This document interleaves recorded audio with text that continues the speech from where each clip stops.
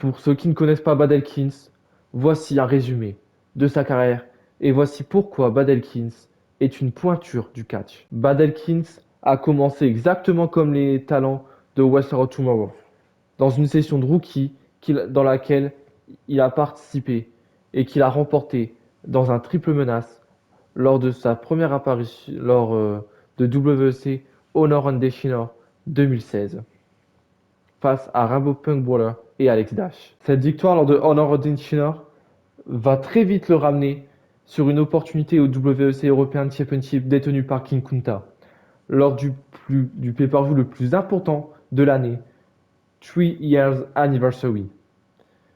Et dans ce match, c'est un ladder match dans lequel Bud Elkins va tout donner, même un peu trop, et c'est ce qui va lui coûter la défaite lors de sa première opportunité pour le titre européen. Mais ce n'est que le début pour Bud Elkins, puisque en effet, après un premier échec et une blessure contractée, Bud Elkins fera finalement son retour très peu de temps avant WEC Bloody Christmas. Et c'est un show durant lequel un triple menace a été organisé entre le champion européen King Kunta, Bud Elkins et Tristan Marzin, dans lequel Bud Elkins a remporté pour la première fois un titre dans sa carrière, qui était le WC European Championship, qu'il a remporté grâce à une petite aide extérieure. Après avoir remporté le WC European Championship, un match revanche a eu lieu entre les trois lutteurs, qui a été remporté par Bud Elkins, clean. Si King Kunta a décidé de laisser tomber le titre et qu'on ne l'a plus revu dans sa carrière, Tristan Marzin, qui n'avait pas subi le tombé et qui avait perdu ses précédentes opportunités à cause de Bud Elkins, ne comptait pas laisser tomber l'affaire. Et une rivalité a démarré entre Bud Elkins et Tristan Marzin pour le titre européen. Rivalité qui s'est terminée dans un steel cage match entre les deux lors de WEC, lors d'un show WEC que Bud Elkins a remporté après un match exceptionnel et où il a été très intelligent pour le coup. Après un premier règne au titre européen et déjà une belle petite carrière que Bud Elkins s'était fait, il a décidé de quitter la WEC pendant un petit moment. Lors de son retour, il a eu quelques victoires et ensuite il a été propulsé vers le sommet de la WEC grâce à sa rivalité avec Andy Locke, où les deux hommes nous ont sorti plusieurs combats d'anthologie. Mais s'il y en a un qu'il faut retenir, c'est celui où les deux hommes se sont affrontés dans un ladder match pour la Golden Briefcase détenue par Bud Elkins. En effet, un mois plus tôt, Bud Elkins a remporté la Golden Briefcase de manière controversée.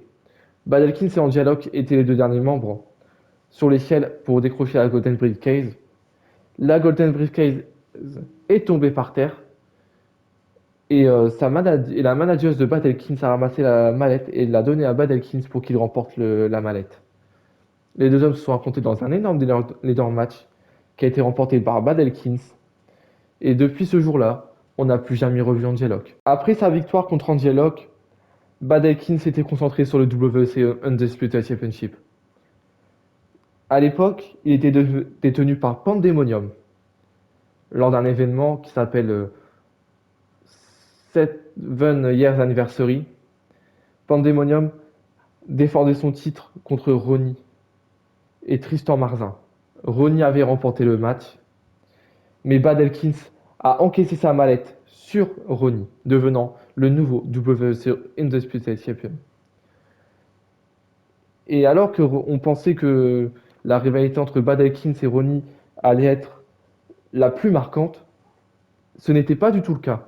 La rivalité qui aura marqué la fin de la WEC, mais aussi la carrière de Bud Elkins et son règne, fut la rivalité avec Pandemonium.